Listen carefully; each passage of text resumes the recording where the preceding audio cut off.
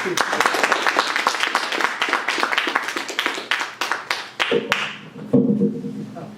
I think we're on. I have to say out front that I'm going to be having a little problem with all the Russian names, but one of you will help me, the three of you back there. Anyway, this is a talk, as you know, on Tsvetaeva and Akhmatova, and I thought, because you all know about this, but I made a little introduction for people who are not Russian speaking. And this is from one of Joseph Brodsky's essays on the obituary of Nadia Mandelstam. And in his obituary to the memory of the Russian poet Osip Mandelstam's widow, Nadia, Joseph Brodsky wrote, "In educated circles, especially among the literati, being the widow of a great man is enough to provide identity. This is especially so in Russia, where in the 30s and 40s the regime was producing writers' widows with such an efficiency that in the middle of the 60s there were enough of them around to organize a trade union." Long after her husband's death in a concentration camp in 1938, Nadia Mandelstam, then 65 years old, penned a 2-volume memoir of that era, Hope Against Hope and Hope Abandoned, which were published in 1970. Brodsky writes that her 2 volumes amounted to a day of judgment on earth for her age and its literature, a judgment administered all the more rightfully since it was this age that had undertaken the construction of earthly paradise. Her memoirs are something more than a testimony to her times. They are a view of history in the light of conscience and culture. It's fallacy. It is a fallacy that suffering makes for greater art. Suffering blinds, deafens, ruins, and often kills. Osip Mandelstam was a great poet before the revolution. So was Anna Akhmatova. So was Marina Tsvetaeva. They would have become what they became even if none of the historical events that befell Russia in this century had not taken place, because they were gifted. Basically, talent doesn't need history. And that's Joseph Brodsky. I wish I could take claim for it. The 4 great Russian poets of the 20th century included 2 women, Anna Akhmatova, 1889 to 1966, and Marina Tsvetaeva, 1892 to 1941, and 2 men, Osip Mandelstam and Boris Pasternak. Tsvetaeva, whose life was marked by unremitting tragedy, lived through the Russian Revolution of 1917 and left Russia in 1922, only returning to Moscow in 1939. She committed suicide in 1941 following the arrest of her daughter on espionage charges and the execution of her husband, Sergei. Akhmatova's poetic world was defined by disciplined restraint and reticence, while Tsvetaeva's described her own work as a soul unacquainted with limits, whose visions are immeasurable in a world of measures. Akhmatova was born Anna Gorenko and changed her name at her father's urging because he said to her, "It's not good to befoul a good, respected name by writing poetry." At the time, a literary profession was looked down upon as unseemly and more suitable to those of humble origin. The great Russian poet and essayist Brodsky draws attention to the 5 open A's in her name that she chose for herself, Anna Akhmatova. Writing about its hypnotic effect, he says, "This tells you a lot about the intuition and ear of the 17-year-old girl." While her work was condemned by Stalinist authorities, she was notable for choosing not to emigrate and remained in Russia as a witness to the atrocities of Stalinism. Her ex-husband was executed as a counter-revolutionary, while her son Lev was repeatedly imprisoned and sent to labor camps for political reasons. Her longtime companion, Putin, was murdered in prison, and numerous friends and colleagues were victims of Stalin's purges. Her most famous work, Requiem, is about the Stalinist terror. Her many themes include meditations on time and memory, and the difficulties of living and writing in the shadow of Stalinism. She didn't reject the revolution when it came in 1917. A defiant pose wasn't for her. She simply took it for what it was, which was a terrible national upheaval that increased the grief for all individuals. In one of his essays, Joseph Brodsky writes that while others were pushing their literary or other programs, Akhmatova simply recognized grief. Describing St. Petersburg in 1920 during the first 2 years of the Civil War, she wrote, "The Petersburg shop signs were still there, but behind them was nothing but dust, darkness, and gaping emptiness. It was a time of typhus, famine, shootings, pitch-dark apartments, damp firewood, and people so swollen as to be unrecognizable." Akhmatova shared a general attitude with the poet Osip Mandelstam that predisposed them both to accept things as they were, not in a complacent sense, but in a spirit of awe and humility before life as it presents itself to the human mind and senses. Akhmatova was a reticent woman, even if she had not lived in extraordinary isolation. Reticence was her style and is reflected in her poetry as extreme economy. As his wife Nadja wrote in her book, Hope Against Hope, for Mandelstam there was absolutely no problem here. He did not seek to escape into some realm of pure spirit from the earthly confines of the here and now.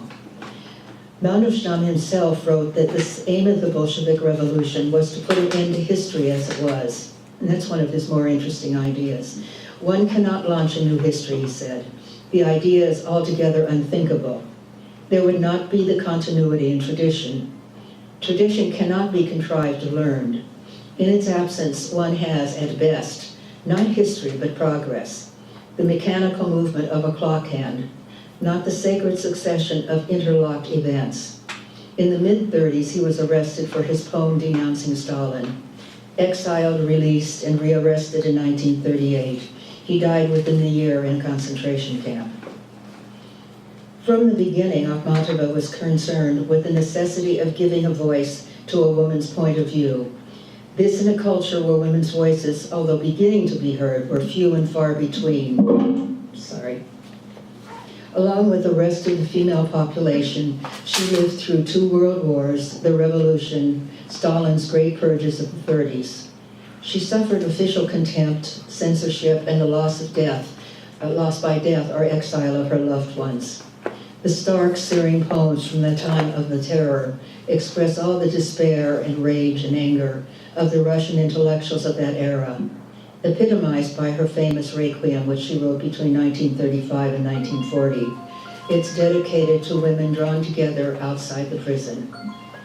In the terrible years of the terror, 1936 to 38, Akhmatova spent 17 months waiting in line outside the prison in Leningrad, where her son Lev was imprisoned, queuing for hours to deliver food packages and plead for his release. The Requiem poem begins, "One day, somebody in the crowd identified me. Standing behind me was a woman with lips blue from the cold, who had, of course, never heard me called by name before. Now she started out of the torpor common to us all and asked me in a whisper, everyone whispered there, 'Can you describe this?' And I said, 'Yes, I can.' Then something like a smile passed fleetingly over what had once been her face." Under the title Requiem, Akhmatova wrote, "No, not beneath a foreign sky, not sheltered by a foreign wing. I was where my people were, where, alas, they had to be. I stand as witness to the common lot, survivor of that time and that place. Such grief might make the mountains stoop, reverse the waters where they flow, that cannot burst these ponderous bolts, that block us from the prison cells crowded with mortal woe." As Brodsky writes, the power of Requiem lies in the fact that Akhmatova's biography was all too common. The Requiem mourns the mourners, mothers losing sons, wives turning widows, sometimes both, as was Akhmatova's case. It was and is a poem of suffering, that of Akhmatova herself, and of all the many other women who face similar tragedies as she. She makes mention in the poem of both Mary Magdalene and Mary, Mother of Christ. The last theme at the end of the poem is the importance of keeping this poem as a memorial to what happened. By remembering what happened and not allowing yourself to ever forget is a part of the stage of suffering that allows one to move on in life. The full text of Requiem, a lament for the victims of Stalin's terror, was first published in Munich in 1963. A few excerpts were published during the Soviet era. This situation changed 2 decades ago, and all of her work is available in Russia today. Her writing was characterized by nobility and restraint. Pasternak's famous dictum that the sorrows of war, as opposed to the contrived horrors of the purges, came almost as a relief. After the German invasion, there was a temporary respite inside Russia. The sense of relief did not last long, dashed by Stalin sharpening his knives again, a situation that lasted until his death in 1953. For many, after the war, Akhmatova was the true voice of Russia. She felt that she had a mission to endure and bear witness. That said, in 1949, her son Lev was arrested for the 3rd time and was used as a hostage to put pressure on her. Stalin's worst punishment for Poles was not to kill them, but to make them pay homage to him. Thus, Akhmatova did in 1950 with a series of poems, Glory to Peace, described by Joseph Brodsky as a deliberate pastiche of the standard doggerel of the times. Her son was finally released in 1956, 3 years after Stalin's death. In 1944, Akhmatova wrote, "This cruel age has deflected me like a river from its course." One of the last poems she was to write was, "There are 4 of us." The 4 were Akhmatova herself, Tsvetaeva, Mandelstam, and Pasternak. On paths of air, I seem to overhear 2 friends, 2 voices talking in their turn. Sorry, let me read that poem again.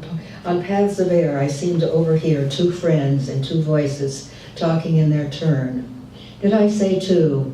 There by the eastern wall, where crisscross shoots of brambles trail. Oh, look, that fresh, dark elderberry branch is like a letter from Marina in the mail. That's Akhmatova. We'll move on to Tsvetaeva. This is called A Single Naked Soul from one of her poems.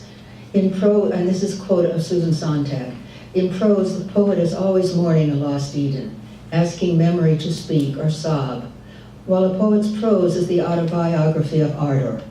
All of Tsvetaeva's work is an argument for rapture and for genius, that is, for a hierarchy, a poetics of the Promethean. Marina Tsvetaeva's work, along with the work of Akhmatova, Mandelstam, and Pasternak, is considered among the greatest in 20th century Russian literature. She lived through and wrote of the Russian Revolution of 1917 and the Moscow famine that followed. In 1922, she left Russia with her husband Sergei Efron, returning to Moscow 17 years later in 1939. Following the arrest of her daughter on espionage charges and the execution of her husband in the Lubyanka, Stalin saw no sense in wasting resources on evacuating prisoners. She committed suicide in 1941. The last sentence in Elaine Feinstein's fine biography of Tsvetaeva is, "She found herself a nail used to tether horses and attached a hempen robe to it."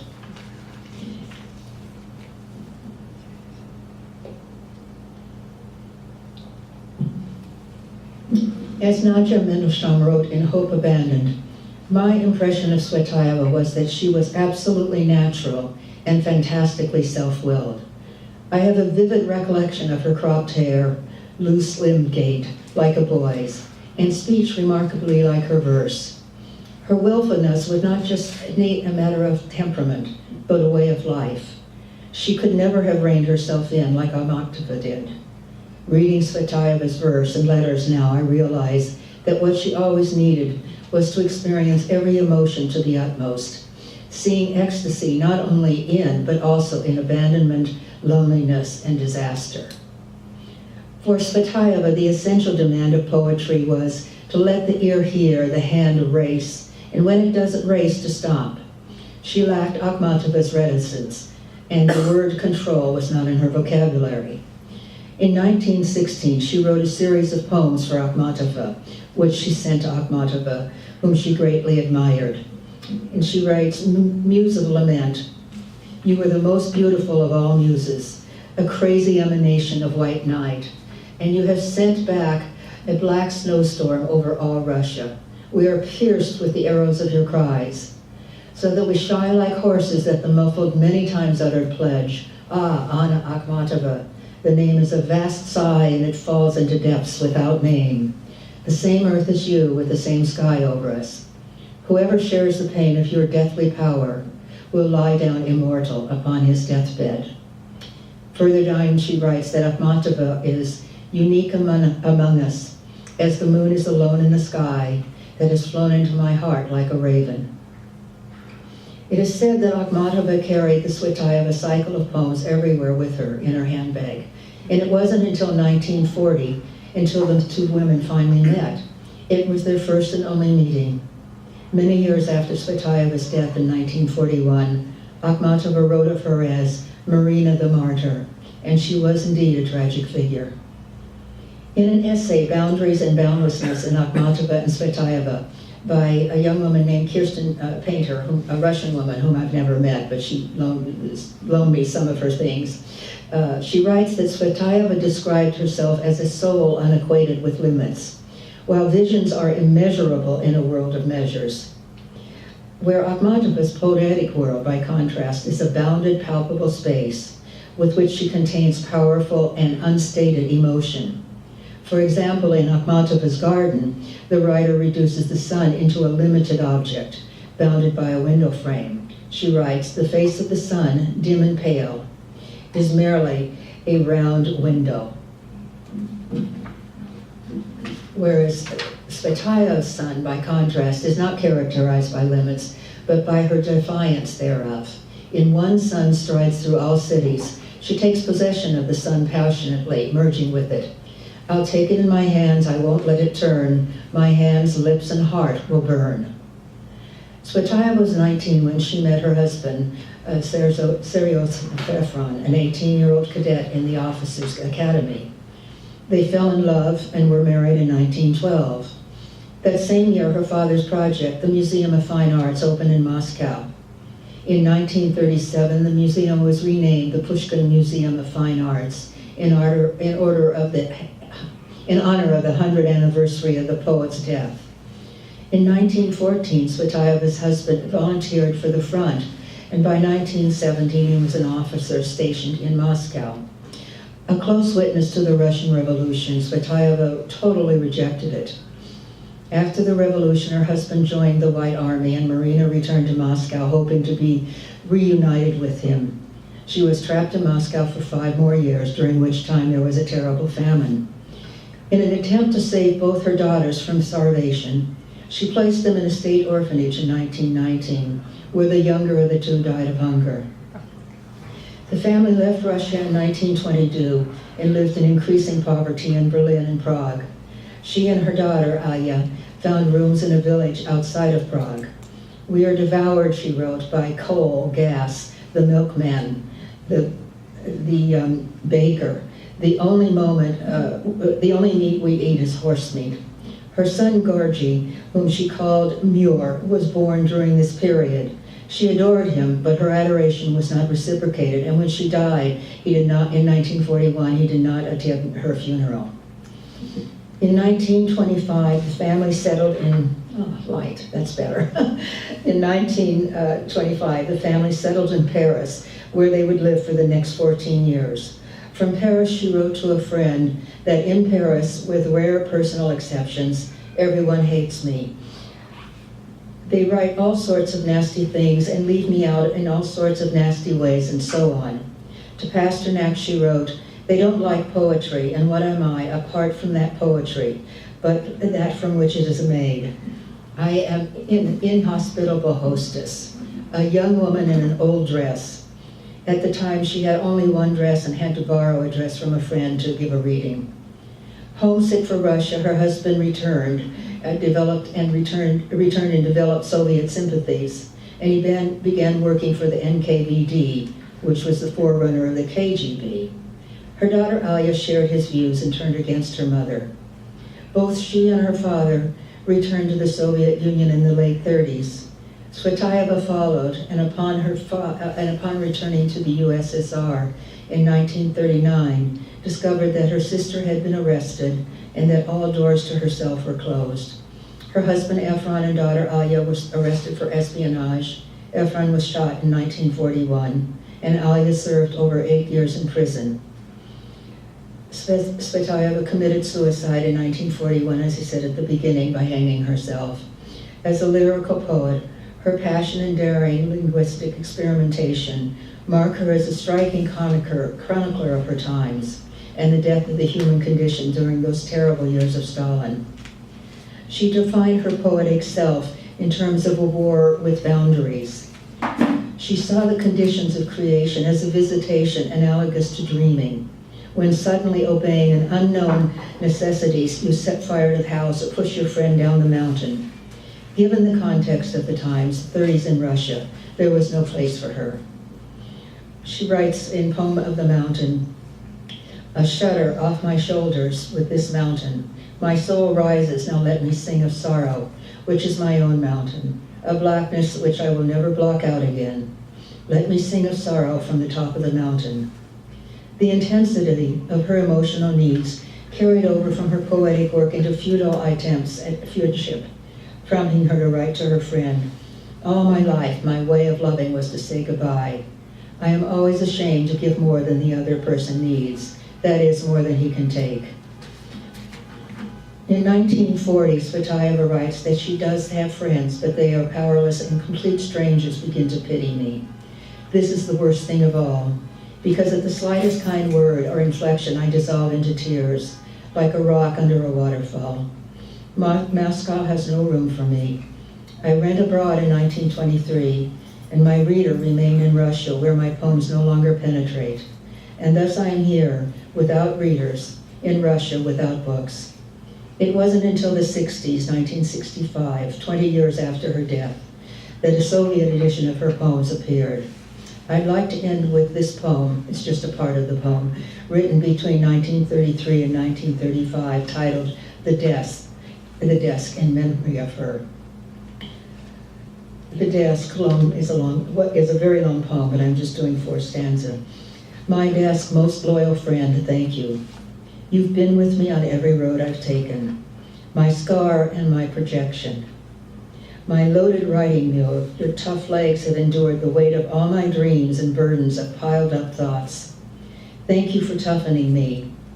No worldly joy could pass your severe looking glass. You blocked the first temptation. And every desire, your heavy oak outweighed, lions of hate, elephants of spite, you intercepted. Hers was a haunted, solitary life. And that's Tsvetaeva.